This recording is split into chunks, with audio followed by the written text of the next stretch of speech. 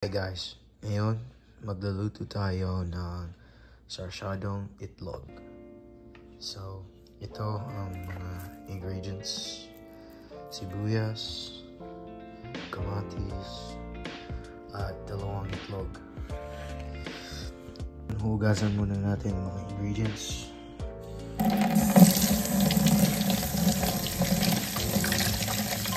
Sibuyas,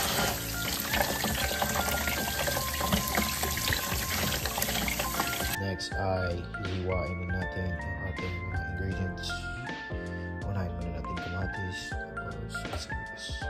Hihiwain na natin ang sibuyas. Hihiwain na natin kamatis. Hihiwain na natin ang mga ingredients. At tayo na ay magpapainit ng stove. Lalagay lang natin ang heat na medium.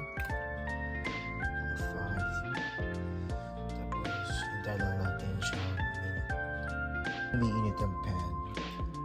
Tayo muna ay magbabatiin ng dalawang itlog dito sa mangkok. Laloy lang natin ang itlog.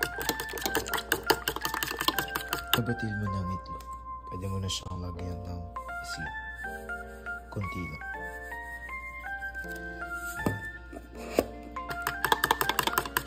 Pag mainit na ang pan, pwede natin siyang lagyan ng mantika.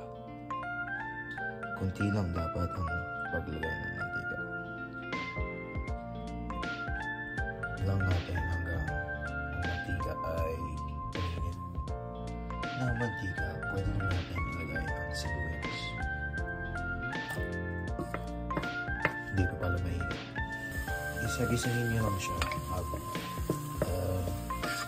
Pag nag-brown na siya, pwede na natin ilagay ang ating kamatis. Pero ngayon, gisa-gisa lang natin.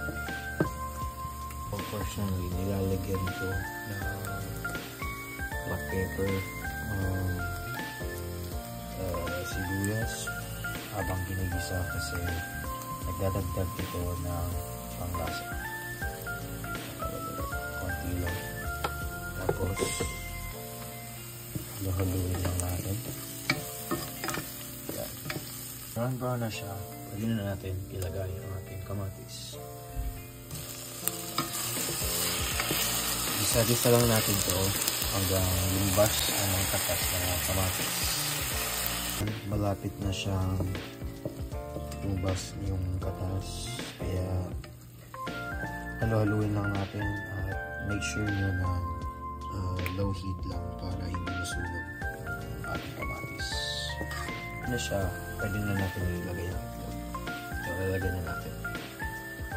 Dahan-dahan lang. Hindi matapon. Yan. Natin siyang haluin para hindi masira yung itlog. Kaya ilalagyan na natin siya. Katapos ng mga 10 seconds, pwede na natin siya. Yan. Yan. Halu-haluin nyo lang guys. Pag ganyan yung consistency niya, pwede na natin siyang lagyan ng garlic salt, paminta, at normal na salt. Prefer ko lang ito. Kaya lalagyan na natin. Lalagyan na natin. Kunti lang.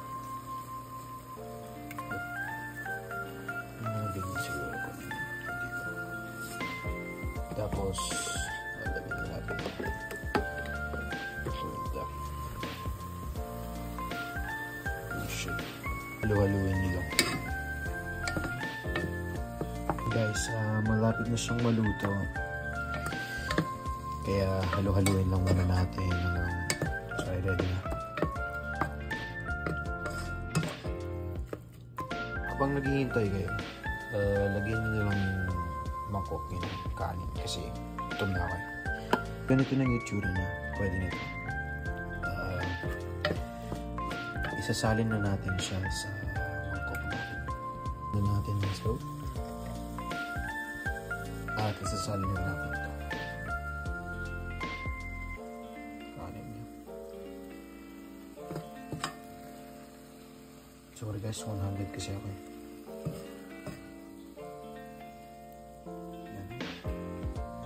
Ayan guys, ganun lang po gumawa ng simpleng itlog na sashado. At sana magustuhan nyo. Masarap po itong recipe. Kaya, ganyan natin. Wait.